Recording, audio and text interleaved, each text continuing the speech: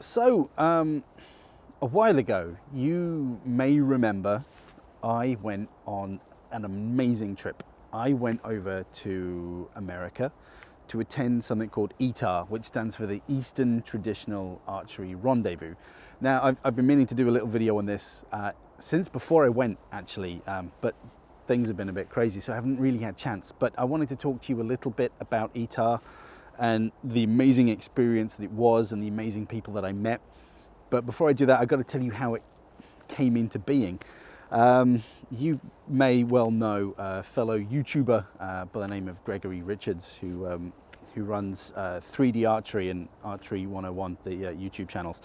Now, the good thing about this sort of YouTube archery community is we do communicate. We talk and we chat and things, and it's a really nice community, actually. But I think it was around sort of Christmas time. I was having a chat with Gregory, just over Facebook, I think it was. And I just happened to mention in a sort of offhand comment how much I would love to one day go to ETAR. It's sort of on my bucket list of things to do, and it would have been sort of amazing to go there, but I've never been in a position where I can go. I say I've got 3 young children. I've just started a business, which, as amazing as it is, if anyone's ever started a business, you don't tend to make any money for the first couple of years. You sort of just keeping everything afloat. So me attending ETAR just wasn't a possibility. And Greg says, "Oh, I'll get you to ETAR, we'll crowdfund it." And I just laughed it off as a sort of a well-meaning kind of, yeah, whatever. Maybe a couple of weeks later, he says, "Yeah, I'm starting a crowdfunding thing. We're going to get you to ETAR." And I thought, yeah, whatever, no problem. No one in their right mind is going to give money to get me to go to America. It's preposterous. Lo and behold, he came up with this GoFundMe thing. Within, I think it was like 6 days or something, they'd raised enough money to take me to ETAR. I mean, it wasn't a huge amount of money. It doesn't actually cost that much. It was basically the cost of a flight and the entry to ETAR. But it was done in 6 days, and it was done by some amazing people. I mean, I've got to give a name to so many people, and I will put their names at the end of this video because I am eternally grateful for you for helping me realize a dream of mine. Yeah, I'll put a big list, but special thanks to obviously Gregory Reges, who set the whole thing up. The whole thing wouldn't have happened without him. Special thanks to Jeff Krug, who is the most amazing camp chef I have ever come across. And I don't mean flamboyant, I mean he is a rugged, bearded outdoorsman that can make a feast out of nothing. I'd also like to thank the guys from the Push who sort of donated to help me get over there, as well as the Kohlhofer family from Selway. Wonderful people. I'll tell you a bit more about those in a bit. But a special thanks to new sensei, who's in many ways has been like a fairy godmother to me. He's been really good to me the past sort of couple of years. So a big thank you to new sensei. He's a genuine guy. He all he cares about is archery and whatnot. So yeah, he's a big thank you to him. But anyway, I digress.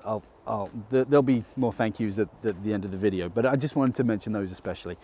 But yeah, so this thing was crowdfunded in a matter of days, and it absolutely blew my mind. And I felt a bit uneasy about it to start with, because I know I've never been into the whole crowdfunding thing. It sort of seems a little bit like begging. I don't know. I've been brought up in a strange way, I think. But it was absolutely amazing. But I was so out of my comfort zone. It's the first time I'd ever legitimately traveled to the US. I was in Canada once, and we had to make an emergency landing at JFK. That makes it sound like I was illegitimately in the US, but no, anyway, it's a different story. But it's the first time I'd ever been to the US properly. First time I'd ever really traveled anywhere without my buddies around me. My buddy JT, we joke around, I call him my PA and stuff, because whenever we go on these trips like the gathering and stuff, he books my flights, he makes sure I get on the plane and stuff, because I'm a country bumpkin. I don't really get these things. I get lost and scared in airports and things, and he's been a rock. He always gets me where I need to go. But it's my first time traveling without him or any of my other buddies, and I was first time I've ever been in an airport on my own, first time I've ever flown anywhere on my own. I was nervous, I'll be honest, and I wasn't in the best place archery wise. I don't know if you saw my previous video about sort of the run up to ETAR, one of my car vlogs. I was not enjoying archery at the time. I was in a real bad place. I couldn't shoot as well as I wanted to. I couldn't do the things that I wanted to. I was in a mess. I was this close to giving up and just saying a fond farewell to it all. But I don't know, archery had lost something. Something was missing, and I couldn't find it again. And this trip was coming up on the horizon, and I didn't want to put too much pressure on it, but it kind of felt like ETAR was make or break for me. If I didn't enjoy ETAR, if I didn't find who I was supposed to be again, I think it could have ended completely differently. But as it happens, ETAR was the most amazing, life-changing archery adventure I've ever been on. It really hit home what traditional archery is all about. It personified absolutely everything that's right with traditional archery. I met some of the most amazing people. I've mentioned Greg and Jeff Krug. Jeff is from the Knocking Point, another YouTube channel. Those two looked after me so well. I was picked up from JFK by Greg, and we drove sort of upstate a little bit to upstate New York. We stopped at a Bass Pro shop. That thing blew my mind. I've never seen anything like it in my life. It was absolutely amazing. Not a great deal of traditional archery gear, but you know, if you want a camo bikini, then that's your place. This place had everything. It was amazing. But I stayed the night with Greg, and then we went on to ETAR in the morning with Greg and his lovely wife Dorothy, and we had I had the best steak of my life. There were so many life-changing experiences in just one trip. But we went to a Texas steakhouse, or Texas Roadhouse, I think it was, and I had this amazing steak with these rolls with cinnamon, but it was amazing. I gained about 10 pounds while I was at ETAR. But we finally got to ETAR, and I just met some amazing people. Now, I don't consider myself anything special. I'm just a guy who sits in front of a camera and talks about archery. There's nothing special about it. There's nothing mystical about it. I figured maybe I might get recognized by a couple of people. Oh, you're the chubby guy who used to work for Merlin type of thing.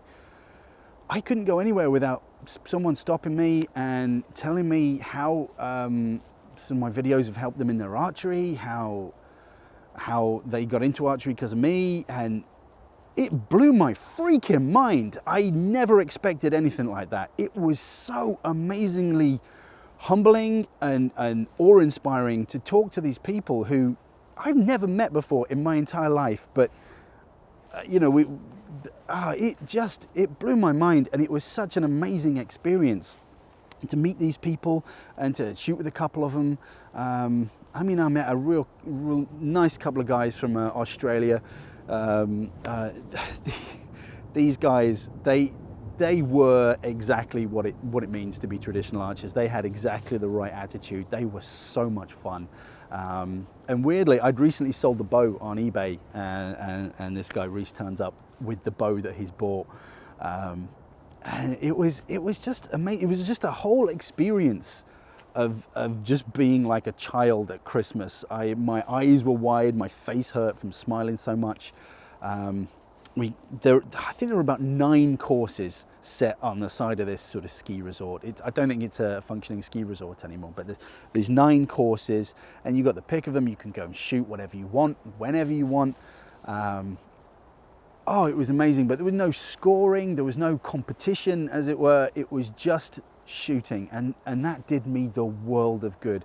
And I actually shot out of my skin for the first time in ages. I shot better than I have done in a couple of years, because there was no pressure. It was just fun.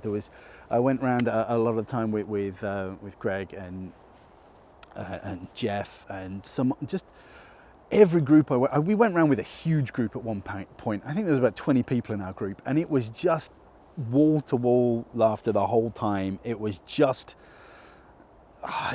immense. And I feel terrible because I didn't film anything. I went to ETAR and I didn't film a thing. I think I maybe filmed a couple of really short videos. One quite funny one of me stealing Dusty from Striker's bow, but I'll put this in the video somewhere, I imagine. But yeah, I didn't film anything because for the first time, I mean, I'm always going to these amazing places and I'm looking at the whole experience through my phone, through a lens. And this was so special to me and kind of probably once in a lifetime.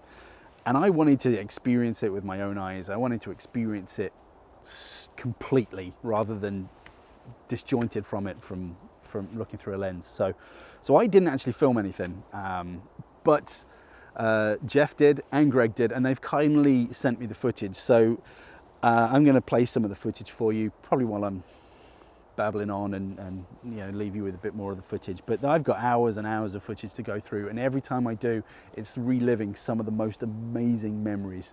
But I got to meet some people in the archery world that I've admired and looked up to. I've never been treated so well in my life.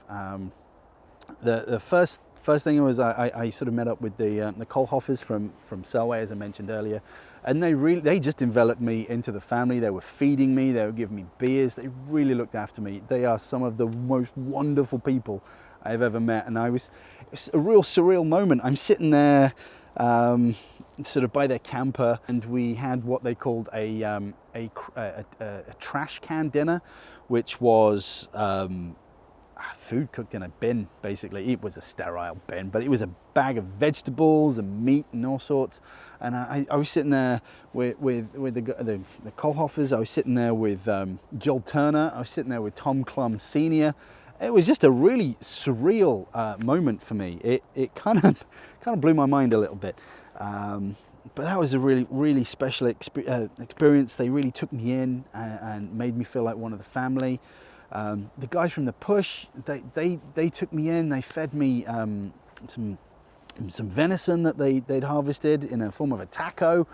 They gave me a couple of beers, and I was talking to Matt and Tim and Papa Z. It was amazing. All these stories and experiences people were sharing, and I was just meandering from campfire to campfire, talking to people. I couldn't go 5 minutes without someone giving me some steak or a beer. It was amazing. Like I say, I gained about 10 pounds while I was at ETAR. Another amazing experience was I met up with the guys from Striker, and they've been really, really good to me the past couple of years. Really needlessly good to me. And seeing them, they instantly made me feel part of the family. I got to meet Rick, who's the head of the family. He's a legend, and he is fantastic. You know, when there's a guy who just instantly starts giving you shit and you love him for it, that's Rick. He is such a genuinely nice guy, and his son Dusty, who's become a real good buddy of mine, and Ted. We all went shooting one day, and we were just messing around, just guys in the woods, fooling around, shooting our bows. That was a real special experience for me. It was amazing. ETAR has, I'd like to say it's fixed me. I'd like to say it sort of really dug me out of a ditch. I was in a really weird place with my archery, and seeing the people at ETAR just put everything in perspective. It made me realize what a special thing we do, what a special opportunity I had over there just to drink in traditional archery. Now, we don't have anything like that over here, which is a real shame, because it would be amazing, but I don't think it's big enough over here. I don't think it would work. I think someone gave me the number of about 7,000 traditional archers were through the door, sort of through the course of the week. That may be completely wrong. It might be 2,000, it might be 8,000, I don't know, but that was the number somebody gave me. And everyone's on the same page, everyone's laughing. I didn't see anybody get grumpy. I met up with some old friends. I met up with Calvin Smock from Team USA. He's a really good guy. I have a lot of fun with him. Saw him again. I saw one of my favorite people on the planet, which was Flea from Bows and Errors, also another YouTuber. She's hands up, one of my most favorite people on the planet, definitely top 7. She is the person for me that puts archery in the right light. She is exactly what traditional archery is all about. She's in it for exactly the right reasons, and I had an absolute blast with her and everybody else, and it was just an amazing experience. And I keep going on about it and I'm gushing a little bit, but it was incredible, and it's a memory that's going to stay with me for the rest of my life. I will remember as much of that as I can, while I can. It was so special, and I would like to say a huge thank you for everyone who helped me get there.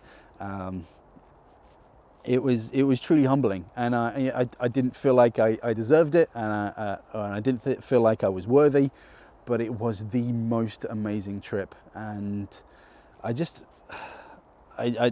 if you can, go to ETAR. If it's at all possible for anyone, I know it's easy for me to say because you know I was paid for, and I will never ever forget that, and it was amazing. But if you can, if it's in your ability, even if you're in the States, it's got to be a lot easier for you to get out to sort of Pennsylvania and check it out, because